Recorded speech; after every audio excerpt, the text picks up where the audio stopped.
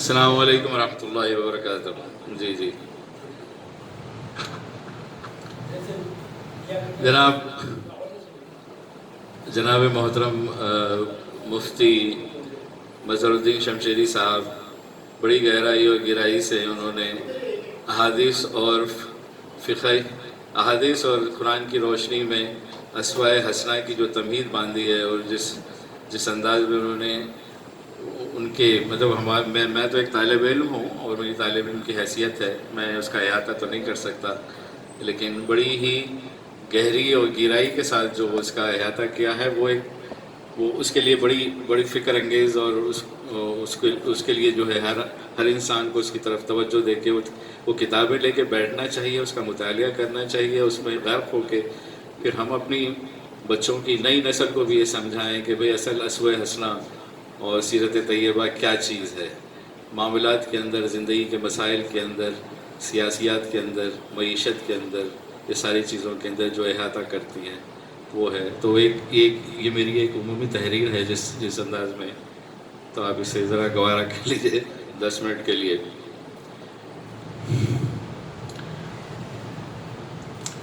شروع کرتا ہوں میں اللہ رب العزت کے نام سے جو تمام کائنات اور آخرت کا مالک ہے، جس کی ذاتی کبریائی میں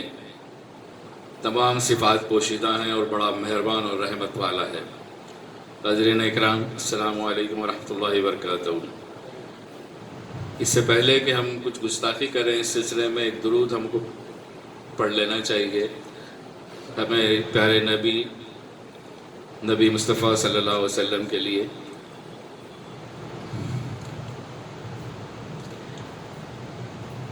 جی، ربیع الاول کے اس مبارک ماہ کے پس منظر میں کچھ باتیں آپ حضرات تک پہنچانا چاہوں گا۔ اس کا عنوان ہے ہماری اخلاقی تربیت اور کردار سازی سیرت طیبہ کی روشنی میں۔ پچھلے کئی ہفتوں سے اپنی نجی مصروفیت کی وجہ سے ایک عرصے بعد مجھے آج کے اس درس قرآن کی نشست میں حاضری کا وقت نکالنا پڑا،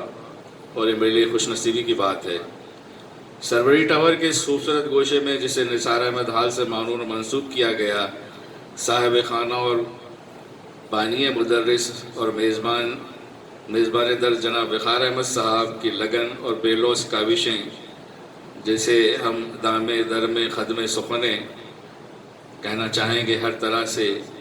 اس کی ترقی اور ترویج میں لگی ہیں۔ سنتوش نگر کے حلقے میں یہ مدرسہ اور ہال اور اس میں ہونے والے درس قرآن کی محفلیں اور دیگر پروگرام کی بنا یہ ایک اپنا منفرد مقام بنا چکا ہے۔ میں محترم ہمارے بزرگ کرم فرما جناب بشیر صاحب، جناب محمود شریف صاحب اور جاوید صاحب، جن کی سرپرستی اور نظم میں ہر ہفتہ بلا کسی عذر و تاخیر کے درس قرآن کا اہتمام کیا جانا قابل احترام اور لاخ ستائش ہے۔ اس محافل درس کی نشستوں میں ہم سبھی حضرات کو قرآن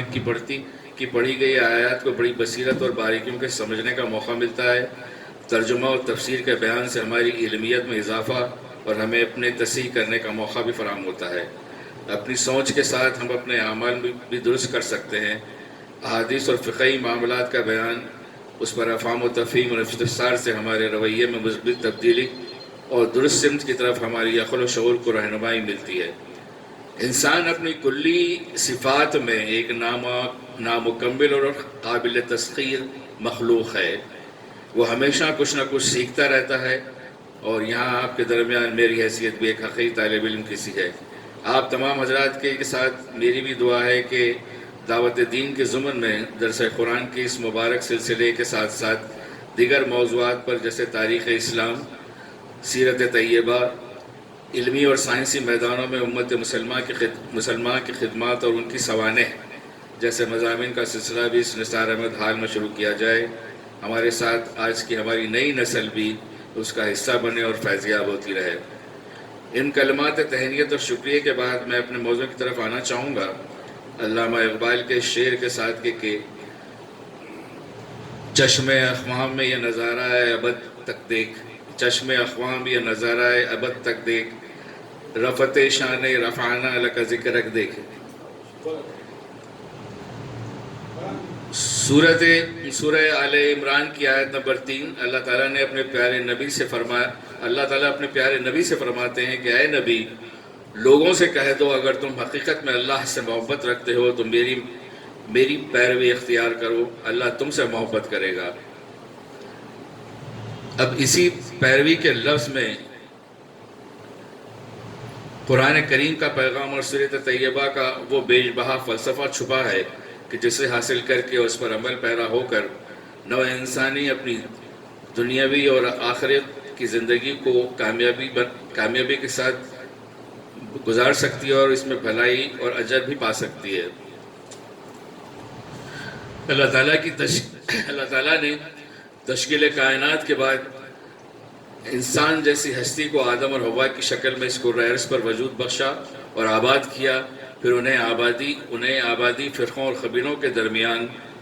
حسب ضرورت اور منشا مختلف ادوار میں انبیاء اکرام کو باعث نبوت دے کر بھیجا تاکہ اس کرۂ پر آباد نسل آدم میں عدل و انصاف اور اخلاقی قدریں قائم ہوں اور یہ اللہ تعالیٰ پر ایمان کل اور نبیوں کی پیروی کے مطابق زندگی بسر کر سکے۔ ملت اسلامیہ کا وجود اور اسلامی نظام کا استحکام جن خصوصیات سے وابستہ ہے ان میں سر فہرست دو خصوصیات ہیں، ایک خدائے واحد پر ایمان اور اس کی بندگی، اور دوسری نبی آخر الزماں حضرت محمد صلی اللہ علیہ وسلم کی بتلائی ہوئی تعلیمات اور اس پر عمل پیرا اور اس کی تابعداری کرنا ہے۔ توحید یعنی ایک اللہ کی ہستی کو کل اور ایک ماننا، جو کہ مسلمانوں کو کفر اور شرک کرنے والی قوموں اور افراد سے جدا کر کے خدا واحد کا پرستار اور اس کے حکموں کو ماننے والا بناتی ہے۔ دوسری خصوصیت خاتم النبیین حضرت محمد مصطفیٰ صلی اللہ علیہ وسلم کی تابعداری اور یہ عقیدہ ہے کہ آپ اللہ کے آخری نبی ہیں اور آپ کا لایا ہوا دین آخری اور مکمل ہے۔ یہ خصوصیت تمام مسلمانوں کو ایک مضبوط اور متحد قوم بناتی ہے، اس میں آپسی محبت اور تعلق کا رشتہ قائم کرتی ہے جسے ہم ملت اسلامیہ کہتے ہیں، اور یہی صفات ہمیں دوسری قوموں سے علیحدہ اور ممتاز بھی کرتی ہیں جس کی نظیر دوسری قوموں میں نہیں ملتی۔ چنانچہ مسلمانوں میں رنگ و نسل، زبان و ثقافت، ملکی اور وطنی حالات کے ہر طرح کے فرق کے باوجود اخوت اور تعلق کی ایسی فضا بن جاتی ہے کہ دوسری قوموں کے لیے بڑی حیرت و تعجب بلکہ فکر اور تحریک کا باعث بنتی ہے۔ گویا یہ ہماری کتنی خوش قسمتی ہے کہ ہم اس کے لائق ہیں۔ آج کی اس غیر معمولی مادی ترقی جو جدید سائنسی علوم اور ٹیکنالوجی کی میراث ہے، ملکوں اور قوموں کے درمیان معاشی، صنعتی اور تجارتی سطح پر ترقی کے لیے ہر شعبہ حیات میں مسابقت کا کھیل جاری رکھے ہوئے ہے، اور اس سے جو عالمگیر تبدیلیاں رونما ہوئی ہیں ان کی مثال ماضی میں نہیں ملتی۔ مادی ترقی اور دولت کی اس فراوانی کے دور میں بہت کچھ مثبت تبدیلیوں کے ساتھ ساتھ انسانی معاشرے اور تہذیبوں کو کئی ایک چیلنجز کا سامنا بھی ہے۔ زیادہ مادی ترقی انسانوں کو لالچی اور صارفیت پسند بناتی ہے، جس کی وجہ سے اس میں خود غرضی، منافع خوری، رشوت ستانی، استحصال، ظلم و زیادتی، بددیانتی، بے ایمانی، چور بازاری اور دیگر جرائم کو بڑھاوا دلانے کا باعث بنتی ہے، بلکہ اس سے علاقائی، مذہبی، قومی منافرت اور تعصبات جنم لیتے ہیں۔ شخصی اغراض